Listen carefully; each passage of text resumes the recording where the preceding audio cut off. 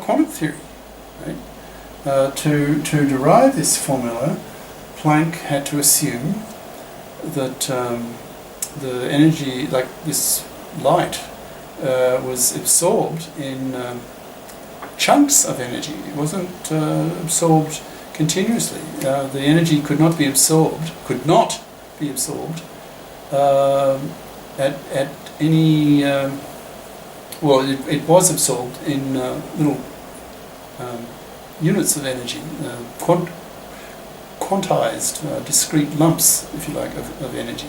And that was the beginning of quantum theory, 1900, so a bit of a century ago now. So, really famous because it started quantum mechanics. He's the father of quantum mechanics. Okay? So, right. So we have derived the intensity of the radiation using spontaneous emission, this balancing formula, and got Planck's blackbody radiation formula, the intensity for a given omega, the angular frequency, is the intensity, probability density, if you like. Okay, now what did we do? We use these rate formula to derive this. Now we go the other way. We can invert. We can reverse the argument. We can start with the Planck famous formula, and then derive relations between these two rates. Go the other way. Okay. Now that can be done. Now Einstein did that.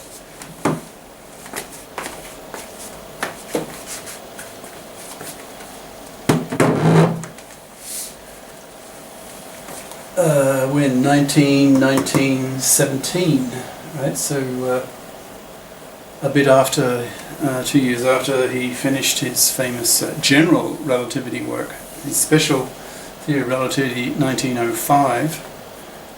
It took him 10 years to figure out how to apply basic ideas of relativity to the general case. In other words, when observers are accelerating relative to each other, and derived his general relativity. That was 1915, and then 2 years later he's working on this kind of statistical stuff.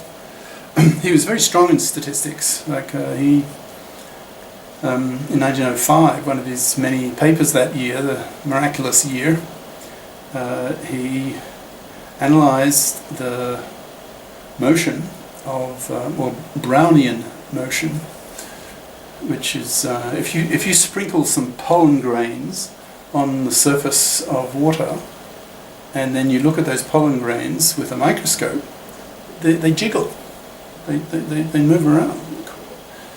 And Einstein interpreted that to mean that these pollen grains, very tiny and very small mass, were being hit by atoms, the atoms in the water, the molecules in the water. So now they're being hit randomly in all kinds of directions. So these pollen grains will describe a kind of random dance. They'll just move, and so statistics comes into it, stochastics.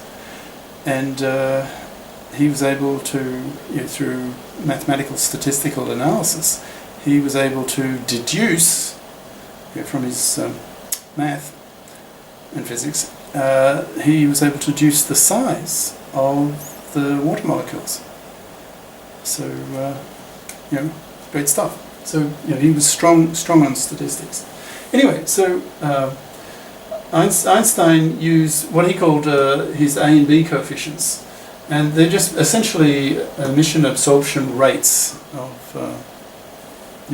particles, photons being absorbed and emitted. So he just called them A and B. Now they're pretty much the same thing as what we've here above other earlier sessions called the rates W and WS. This is this W here was the stimulated rate, and this is the spontaneous rate. So stimulated, spontaneous. Okay. So here's A, B, and W and S. So these two and these two closely related. Quality, again,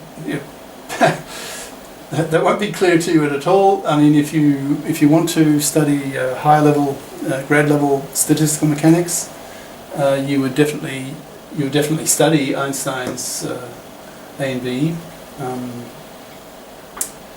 coefficients, and Einstein actually derived Planck's blackbody distribution formula from this analysis. So that was a major contribution to physics, statistical mechanics at the time. Right? Now, bottom line, all this stuff is that systems are unstable. So even in quantum mechanics, you have the same kind, in hand-wavy terms, the same kind of phenomenon that occurs in statistical mechanics, in classical mechanics, and that is that the nature, if you like, speaking broadly, tends to the lowest denominator. Nature is lazy. Systems tend to spontaneously emit and fall to the state of lowest energy and maximum entropy. Right? Quantum mechanics as well. It's not an exception. So it behaves in those terms: lowest energy and spontaneous emission to reach a state of lowest energy and maximum entropy, just the same way as classical mechanics does. Right? So that's what's being said here. Okay. Now this you can probably see without too much thought. So if you have an excited state and you know about spontaneous emission of energy of particles, then that excited state will fall due to the spontaneous emission of energy. Its energy will fall, and how long will that take? Well, it depends on the rate, right? The rate of transition. So if Ws is, if that's your spontaneous rate of transition, to emit energy, so hence its energy falls. So if that rate is high, right, Ws is high, therefore its lifetime, the lifetime of the excited state, in other words, how long can that excited state remain excited? Well, that will be proportional to the inverse of the rate. That's pretty intuitive, right? But that's fairly obvious. Okay, so the lifetime tau will be inversely proportional to the spontaneous transition rate.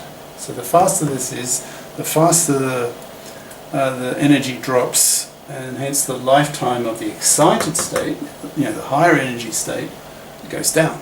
Right? That makes sense. Okay. Now, can you see? Now we've done the Heisenberg uncertainty principle (HUP) in the delta E delta T form.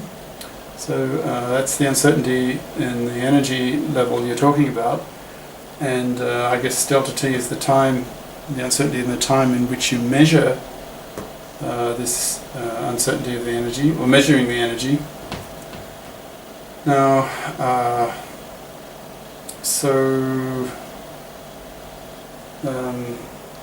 the lifetime of the state is inversely proportional to this.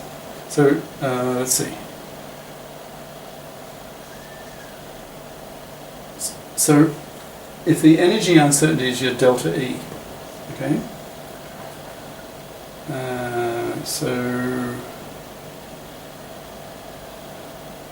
Okay.